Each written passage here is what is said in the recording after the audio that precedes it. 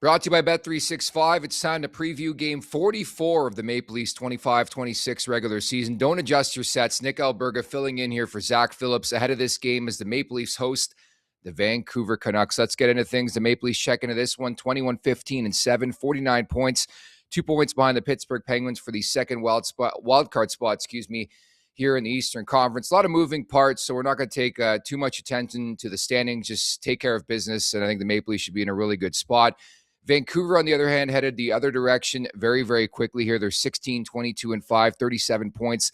Last place in the West, 10 points out of a playoff spot. And, of course, the big story coming into this game, the Toronto Maple Leafs are on complete fire, folks. They're 6-0-2 in the last 8 games. Conveniently enough, that's the same time track as the last time Mark Savard is behind a Maple Leafs bench.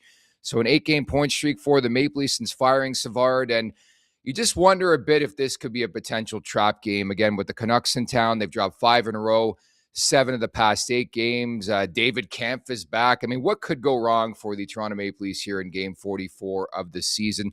Plenty of narratives and storylines to talk about. The big one, of course, William Nylander back in the lineup. And I sort of tweeted about this earlier this week. The pending loss after the return of Nylander is going to hit like the first snowfall of winter. And let's hope it doesn't happen, folks. A lower body injury for Nylander. They went 4-0-2 in his absence. If you can believe it, the Maple Leafs played 6 games, did not lose in regulation without arguably, their top players. So what does that mean for the lineup? It means, first and foremost, Calle Jarnkrok will sit. He's a projected scratch for this game tonight. But the intrigue lies where they put Nylander back in the lineup, and I'll go through the projected lines coming up in mere moments. But it looks like Nylander is going to start on the second line here, and not surprising at all. Like, we speculated upon this all week as we got set for the potential return of Nylander, but it looks like he's going to play with Tavares and Michelli on line 2. So, of note, Bob McMahon has been such a brilliant story the last little while, and that in general, that top line with Domi and Bob McMahon and Matthews have been absolutely buzzing, again, since the holiday break. And they're going to be split up at least to start this game tonight. And again, I'll get through the lines coming up, but Bob McMahon designated for the fourth line. And I actually don't look at it as a negative. I think in a perfect world, you're rolling lines 1 through 4. And I think that was sort of the MO of Craig Berube when he won a Stanley Cup with the St. Louis Blues. And I think that's what they're trying to, to an extent, reconfigure here with the Toronto Maple Leafs. So we're going to see Bob McMahon on that fourth line, at least to start, with Lawton and Lorentz. But certainly a prevailing story out of this narrative, this storyline in general with Willie Nylander coming back, is Bob McMahon and how that impacts sort of the deployment of McMahon. And so far, not good from that respect. Although, again, you like to have depth in your lineup. The other big story, Jake McCabe. Remember him? We always take everything with a grain of salt, right, folks? When they say day-to-day, it could be a week, it could be 6 months in Leafs Nation. But it really feels like McCabe could be trending towards actually playing this game. He was present at the morning skate, of course, dealing with a lower body injury. He took PK drills at the morning skates. So if you're asking me, just speculation on my part, I expect Jake McCabe to play in this game. Having said that, they had 8 defensemen out there. I think that's the luxury of not being pressed up against the cap this year for the Maple Leafs, especially with Tanev not in the lineup, is you can roll a variety of different guys. And that's why we've seen Matt Benning out there, Phil Myers, Mermis earlier this season. And again, with McCabe, game time decision is what they're calling it, but that would be such excellent news to get Jake McCabe back that quickly after he went down, of course, last weekend, and everything coming with this road trip that starts in Colorado at Ball Arena, the best team in the NHL on Mondays. So I think in a perfect world, that's probably why you're bringing back Nylander and McCabe here, is you want to get them to get their footing. Not to say that this is a throwaway game, because we all know about trap games in this market, but it would be good for these guys to get one game under their belts before, again, you play the best team in hockey. Not a surprise, Joseph Woll is going to start this game. He last played on Tuesday night. He made 31 stops in a 4-1 win against the Florida Panthers. He's 6-0-1 at Scotiabank Arena this season, which obviously is awesome. And I think in general, the Maple Leafs have been fantastic on home ice. If they can just even out their road record, I think they'd obviously be in a better position, but obviously trending in the right direction, which is great to see. And overall, Woll has been on fire for the last little while. He's had a really good season. Again, it's been really, really bizarre. There's been crazy and strange storylines left and right, but he missed the start of the year. He's 7-1-1 in the last 9 games. And the goaltending matchup in general intrigues me, because I don't know which way to lean when it comes to the over-under of 6, brought to you by friends over at Bet365. Because on paper, Two really good goaltenders, and we'll get the Thatcher Demko. I just wanted to bring up that these guys always seem to be injured, which is a sidebar story. And fingers crossed they stay healthy and stay in this game.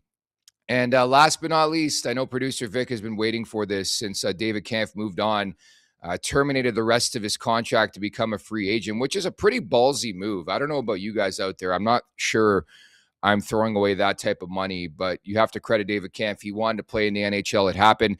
He landed with the Vancouver Canucks. Hell, he was their 1C for a grand chunk of time. He's already played 22 games as a member of the Canucks. He has 2 goals, 1 assist, -5.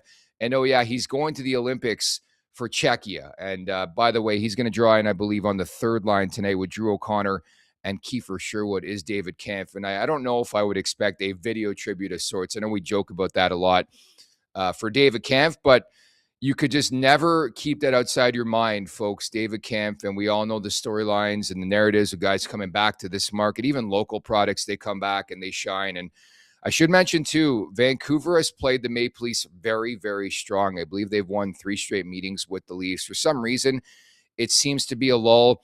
Again, plain and simple, this has to be a game that you just take care of business if you're the Toronto Maple Leafs. Inferior opponent, they're banged up. They're missing guys like Garland in that lineup who are the heart and soul type players. Just don't give the Canucks any hope in this game. Granted, again, Thatcher Demko is going to start. He's one of the world's best goaltenders when he's on his game. So you always got to be, concerned about that from the Leafs perspective. But in my opinion, if they just play the way they have been playing the last little while, they should take care of business in this game. The Canucks are floundering. They're struggling. Again, one of 2 teams in this league really, really wounded by the trading of Quinn Hughes, the other being the New Jersey Devils, who we're not talking about today, but are an absolute tire fire. To the projected lineups we go. Nyes, Matthews, Domi.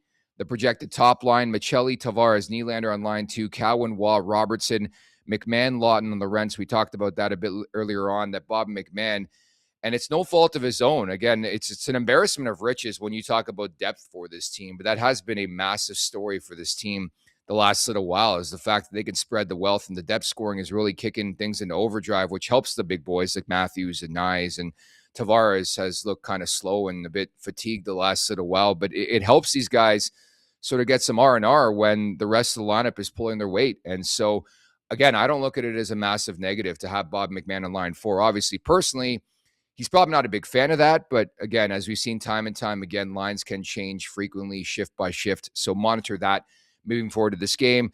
Not much in terms of changes outside of the McCabe conversation we had. Riley Carlo, that's been a nice story too. Brandon Carlo, a couple games since coming back, has really steadied things, I would say, with Morgan Riley. Again, early in that conversation, but so far so good from Brandon Carlo coming back from that foot injury. OEL and Stetcher on pairing too.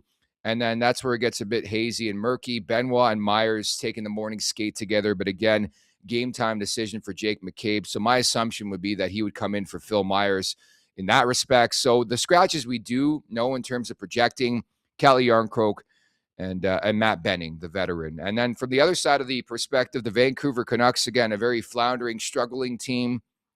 Look for a top line of Jake DeBrusk, Elias Pettersson, and Linus Karlsson. Liam Ogren is a player they got from the Minnesota Wild in the Quinn Hughes trade. He'll be on line 2 with Max Sasson, who just signed a contract extension a couple weeks ago. Brock Besser's probably their best forward outside of Elias Pettersson. You have no clue what Pettersson's going to bring on a nightly basis. So who knows on that front. Line 3, Drew O'Connor, David Kampf, as mentioned, making his return here to Scotiabank Arena. And Kiefer Sherwood. Be mindful of that name. I don't think Toronto's going to be an option, but certainly out there on the trade front, he's a pending UFA, having a pretty big year. I don't know if Vancouver wants to re-sign him, and I think he could be on the move even to the Atlantic Division over the next little while. I know he's been linked to the likes of the Boston Bruins, and maybe just pay close attention to him because he plays with some piss and vinegar, and he's a right-hand shooting guy, plays on the right wing here for the Canucks, so be mindful of Kiefer Sherwood tonight. And then line 4, Evander Kane on the trade block, it sounds like, again, Atu Ratu, and Nils Höglander on line 4. Then on the back end, Marcus Pettersson, Philip Hronek, Zeev Buium, the key guy they got in that deal for Quinn Hughes with Minnesota, pairing with Tyler Myers, and then Elias Pettersson. Yeah, there's 2 Elias Petterssons on this team. There's 3 Petterssons in general. Keep track of that. I just can't do it anymore. But Elias Pettersson, the D member, playing with Tom Willander. And again, Thatcher Demko checks in as your starter in this game. 8-9-1, 2.74, 902, 1 shutout. Again, In theory, it should be a goaltending matchup because Joseph Woll has been fantastic for the most part this season. Thatcher Demko, when healthy, is a really, really strong netminder, but you just never know. And the Leafs playing more of an open brand. Vancouver could play loose too. Their season's pretty much done. I talked about the standings a bit earlier on. They're 10 points out of a playoff spot. I think it's more likely Vancouver finishes last overall and gets the projected first overall pick than they are to make the Stanley Cup playoffs. At this point, they're playing out the slate. I think it's quite clear they're going to be sellers between now and the trade deadline. It's time now for the last call here, and Best Bets brought to you by Bet365. Whatever your bet is, it's never ordinary at Bet365. Download the app and get in on the game. Use code NATION. That's NATION, N-A-T-I-O-N. Must be 19 or older. Ontario only. Please play responsibly. If you or someone you know has a gambling problem, visit ConixOntario.ca. Zach wanted me to tell you guys that he's down 0.5 units on the year on $100 units, so keep that in mind. He's won 4 of his last 5 bets, 6 and 4 in his last 10. But folks, I'm making the bets today, so here we go. And maybe this is not, bad because we hope the Maple Leafs can take care of business. You have to take care of business again. You're playing Colorado on Monday. You got Utah coming up. You got the Marner game in Vegas. You got Winnipeg, who finally got a win on Friday night, so they got to win this game. And fingers crossed that they do. I'm going to keep it simple for my first bet. I have 2 bets. I came ready for this game preview of Game 44 of this regular season today. Give me the Leafs 3-way. That's played at minus 110. So $50 bet would get you $95.45. So keep that in mind. I do think the Maple Leafs take care of business. I'm just going to play the value, and that is winning in regulation as opposed to just winning outright. But again, you just never know with this team. But I'm going to choose to remain confident in this squad, and they don't have room for any of these trap games or whatever we like to call them in this broadcast world. So Leafs 3-way I like. And I noticed that the Austin Matthews anytime goal is super boosted, courtesy our friends over at Bet365, from minus 125 to plus 150, which you love to see that. He's been firing the puck at 3 shots on goal last game, didn't score. I know people hated his overtime. Whatever. I'm going to play the Austin Matthews anytime goal. $50 would get you $125. Just that as well, as you know, I'm doing the game preview, so obviously Zach's not in the mix today. I'm going to be doing After Dark as well, so make sure you check that out. Dan Riccio of Off the Roster is going to drop by. This is the Dan Riccio revenge game, folks. He was in Vancouver for nearly a decade, back home where he belongs here in Toronto. The Canucks visiting, the Toronto Maple Leafs. Producer Vic's going to be alongside, so you can tune in to get producer Vic's thoughts on this game, and we'll get you set for obviously Leafs Morning Take coming up on Monday with guest Kyle Wellwood. So that's going to do it. Again, Nick Alberga filling in for Zach Phillips. Enjoy the game, folks. Make sure to check out more of our content right here on the Leafs Nation YouTube page. We got long-form interviews, we got clips, we got epic rants by Jay Roseau. We simply have it all. And don't forget, you can find out much more at theleafsnation.com. Thanks so much for watching.